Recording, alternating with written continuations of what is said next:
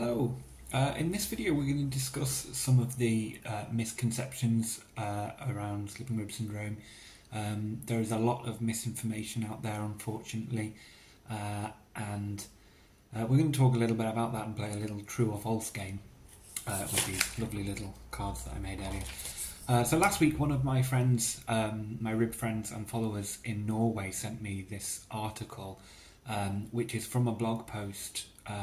It's from a chiropractor in Fort Collins, Colorado in the United States. I was really shocked at the article because there is so much misinformation in there. I did email them and I asked them to take it down, and I politely explained sort of why and gave them the correct information. That hasn't happened, unfortunately.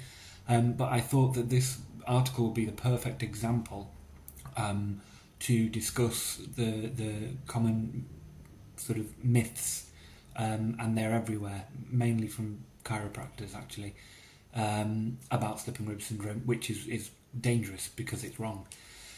Okay, so I'm going to read the article to you. We're going to look at whether it's true or false, and in the cases where it's false, I'm going to explain what the truth is. Everything that I tell you is backed up by medical journals that are written by doctors, thoracic surgeons, radiologists. All of those can be found on slippingribsyndrome.org in the studies and resources section. So I'm not making all this up. This is all backed up by medical evidence that has been peer reviewed by doctors in various parts of the world who are very clued up on what slipping rib syndrome really is. So I'm going to read the article to you. It's called Slipped Rib Misalignment Information. While slipped rib syndrome is relatively rare, which is true, its symptoms can be terrifying in that they resemble a heart attack. False. So what this is alluding to is a condition called costochondritis or Tietz syndrome. They're not the same thing. A lot of people think they are, but more about that later. Which causes pain in the chest wall, and that does resemble a heart attack. Now, sometimes people with slipping rib syndrome can get costochondritis as a sort of symptom of the slipping rib syndrome.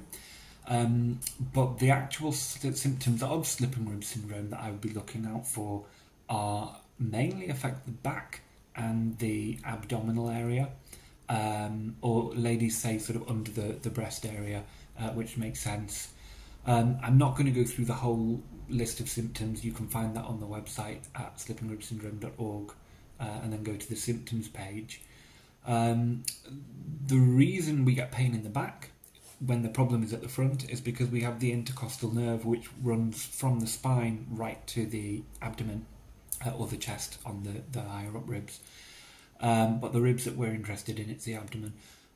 Those intercostal nerves are irritated at the front, and because they're nerves that send signals to the spine and then the brain, they can cause pain anywhere along that line.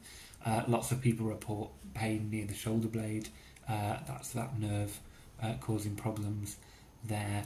It can also cause nausea, lots of sort of gas issues, feeling like there's trapped gas at the junction of the ribs, breathing difficulties, which is because the rib 10 in particular causes this. Rib 10 is the most commonly slipping rib, and that's attached to the diaphragm, which is what we need to breathe, so that makes sense there. But yeah, you can find a full list of symptoms on slippingribsyndrome.org.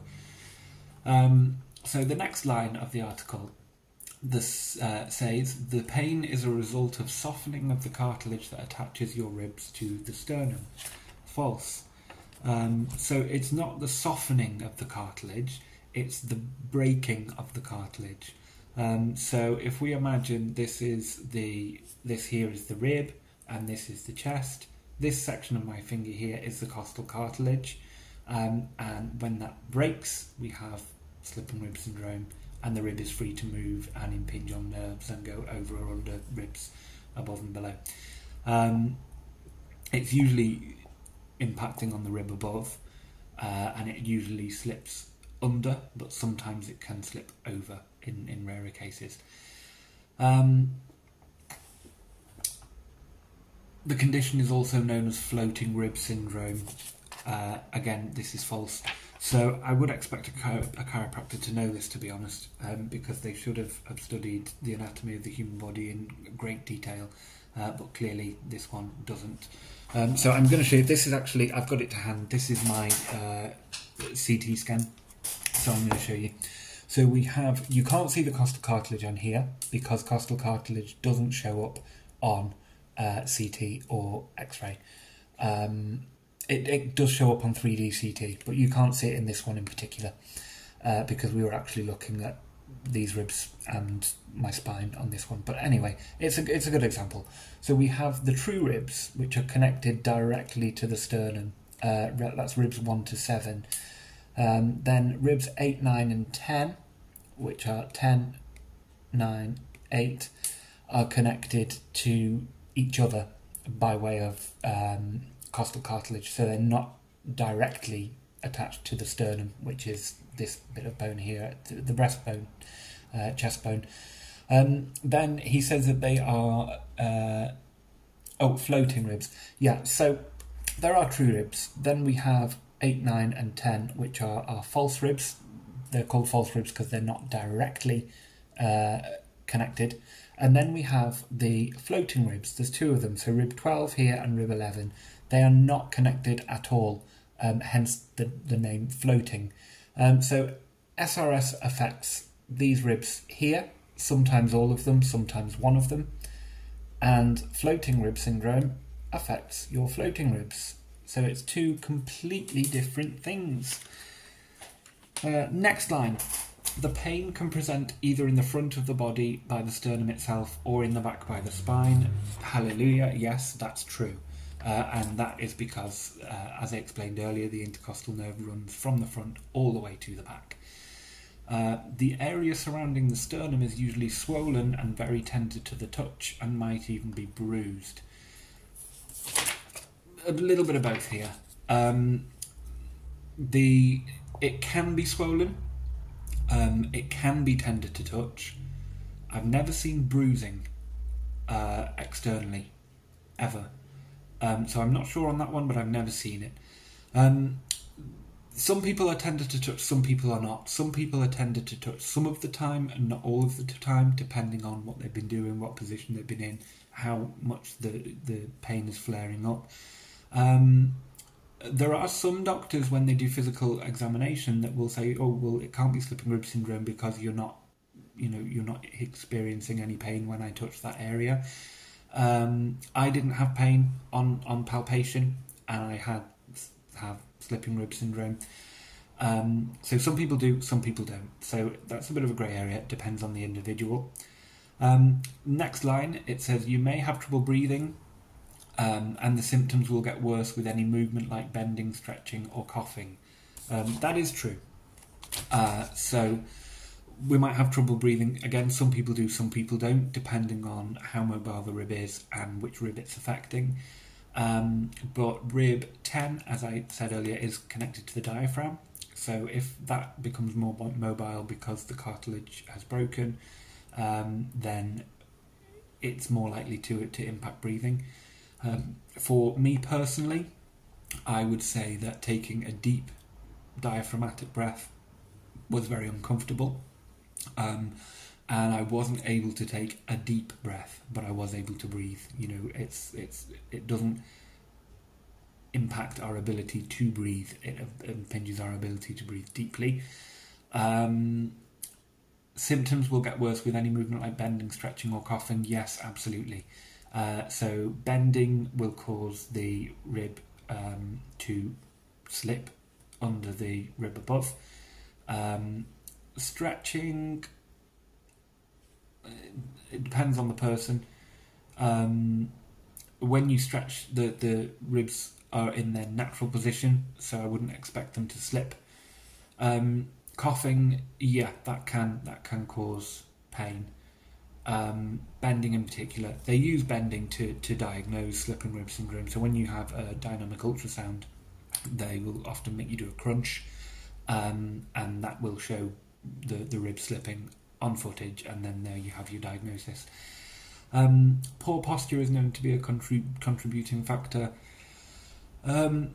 Again, yes and no. There hasn't really been a huge amount of research into this. However, it would make sense because if you are positioning yourself forward, I would say it would put more strain on the costal cartilage. But plenty of people have bad posture and don't have SRS. So I think in cases like that, there'll probably need to be some kind of connective tissue disorder. It's interesting, I was diagnosed not very long ago with Sherman's disease, which is it's a spinal condition where my vertebrae are wedge-shaped as opposed to square-shaped, and that causes my spine to look like this. And that is what has been causing my back pain, which didn't disappear after my surgery. So I actually had injections this week, which has made a difference. I'm going to be having radiofrequency ablation, where they burn the nerves to stop them from sending pain signals to the brain. So I went off on a tangent there, but yeah, poor posture, not really a lot of research into it. It would make sense, but I would expect it to be something else as well, like a connective tissue disorder. It says, next line, many patients slip a rib when they are ill, and the injury is often a result of excessive coughing or vomiting. Again, lots of people cough, lots of people vomit, lots of people are ill and they don't have slipping rib syndrome. Again, I would expect that's possible, but it would need to be in somebody who already has very weak connective tissue for that to break the cartilage. The next section is treatment expectations. It's important that when you're first diagnosed that you do not attempt to exercise for the first 5 days following the injury. Well, that's true, but it's also false, because I wouldn't sort of advise anybody to do any exercise at all of that area, anything that causes pain, until the issue is fixed. And the only way to fix a structural problem is with a structural solution, and that is surgery. But we'll talk a bit more about that later. You will need time to heal before actual treatment can begin. False. So bone can heal. Soft tissue, so skin and muscle, can heal. Cartilage cannot heal. It can't heal on its own. And that's why we have corrective surgery, because it doesn't heal. It's once cartilage is broken, that's it. It needs to be fixed surgically. So as you can tell, there is a lot of misinformation in this, and there is some more coming up as well.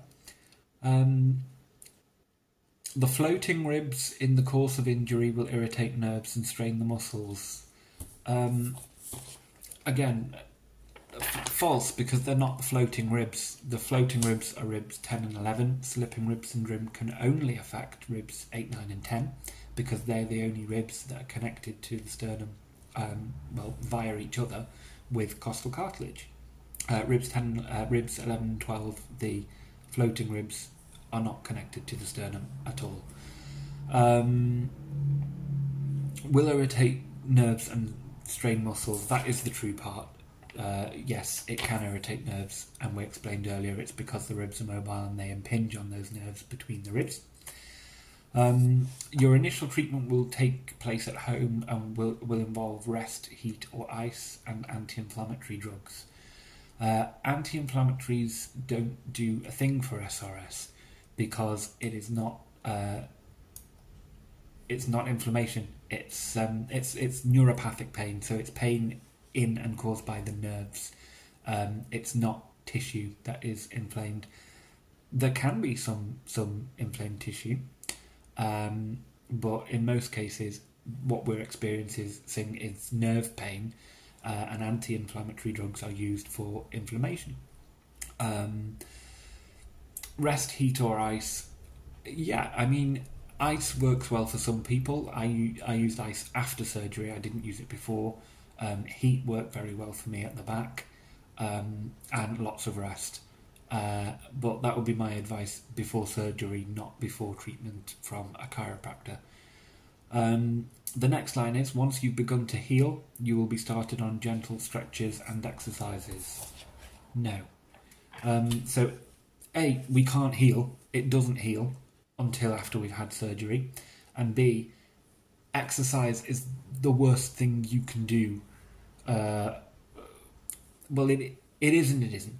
So, it's a grey area, this. So, traditional exercises, so like crunches for an example, are an absolute no-no because they will cause the ribs to slip.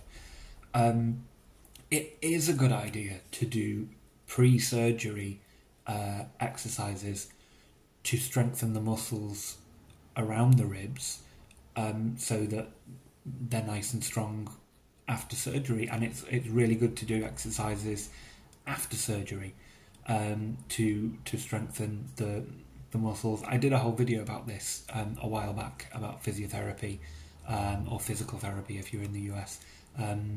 So have a look at that if you're interested in that side of things. But yeah, stretching and exercises, it's not going to heal the cartilage. It will strengthen the muscles surrounding them. If you can tolerate exercise, that's one thing as well. A lot of us pre-surgery, we can't. It makes things worse. But if you are going to try exercise, then isometric exercises are the way to go, where you are using the muscles in a stationary position and you're not moving the rib cage, because movement in the rib cage means movement of the ribs, which means a spike in pain, and we're irritating those nerves. But there's other videos about that, so I'm not going to talk about that too much. You will also need to have a couple of massage sessions. So if you have bad analogy, but let's say these are my ribs. If I start massaging here, can you see what's happening up here? That's moving. So if we're massaging around the rib that has slipped, it's going to cause more pain because it's going to bring the rib directly in contact with the nerves even more than they already are. It's to be completely honest with you, it sounds like this guy is just trying to invent loads of stuff to extort money from people. And it's not the first time I've read things like this, but this is the perfect example because it has the most information I've ever seen in one place. Once you're ready, your chiropractor will do a simple adjustment that will get you moving again. No, we've already discussed that surgery is the only option to correct this. They can, if the rib has moved, they can put it back into its position. Say this rib has moved and they want to put it here, but the cartilage is broken, so it's just going to spring back again. It's only with surgery that it will stay where it's supposed to be. Another thing on chiropractors. Now, I did see a chiropractor before my diagnosis, before I knew anything about slipping rib syndrome, because a lot of my pain was in my back and we thought that it was caused by my back. Did it help? No, not really. In hindsight, I think that it made things worse, but I didn't know at the time that it was my ribs that were causing the problems. A lot of other people in the groups say that seeing a chiropractor made it worse. However, on the flip side of that, some people have said that it was a chiropractor that diagnosed them, and then sort of told them to go and see a surgeon. So I'm not saying that chiropractors are awful and they're all quacks. Not at all. I've seen one myself, and some of them are knowledgeable about SRS, but this one in particular and others are not. And they spout all this drivel, and because they've got doctor in front of their name, because apparently in the US, doctor of chiropractic is a thing, people believe it. And that is very, very, very frustrating, and it's very dangerous. Why should I get examined at Scott Chiropractic? you'll be able to take deep breaths again. No, because the rib is not attached to the sternum.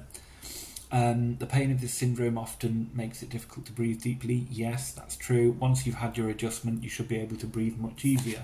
Well, you might be able to for 1 or 2 minutes, but then the rib's going to slip again and you're back to square one. The pain and swelling will subside. No, because the problem hasn't been fixed. The rib is still moving. You will have mobility again. Oh yeah, you'll have mobility in your bloody ribs.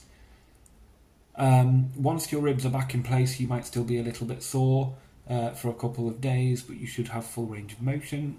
Well, yeah, I would expect to be sore after seeing a chiropractor because they've moved the rib. I'm going to use the bucket analogy. Now, I've got 2 buckets at home. I just had a look at them to see if I could remove the handles, and I can't. But if you imagine... I'm just looking around me to see if I've got anything that I can use, and I haven't, unfortunately. But if you imagine a bucket, and it has a handle, so that's the handle. It moves, because it's attached both sides. So let's say this is the spine and this is the chest. If we disconnect one side, if we then put pressure on the back and move the back, the front is going to move as well. So having chiropractors putting force on your ribs from the back is going to cause a lot of movement at the front in the case of slipping rib syndrome. It's a really bad idea. Now it goes to frequently asked questions, and there's only one. Can a slipped rib lead to serious illness? No, there is no serious illness that results from slipped rib syndrome. That is true. It's not serious, you can't die from it, it doesn't have massive complications. However, there are people, I know somebody, Audrey, who's on the team, had SRS for 12 years. So it is damaging because quite often we see medical professionals and we have tests and it's, oh, there's nothing wrong with you, we can't see anything, therefore you're making it all up. People have had referrals to psychiatrists because they're told that it's in their head. It's very common with this.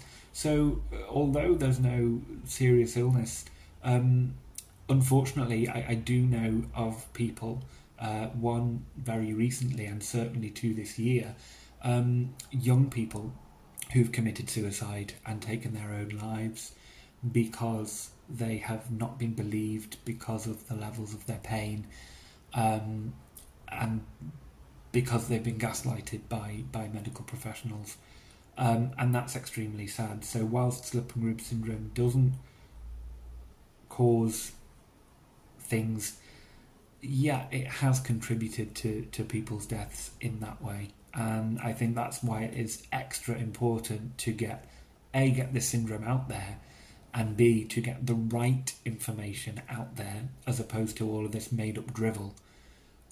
Because this is affecting, this is a life or death for some people. And misinformation like this can kill, basically.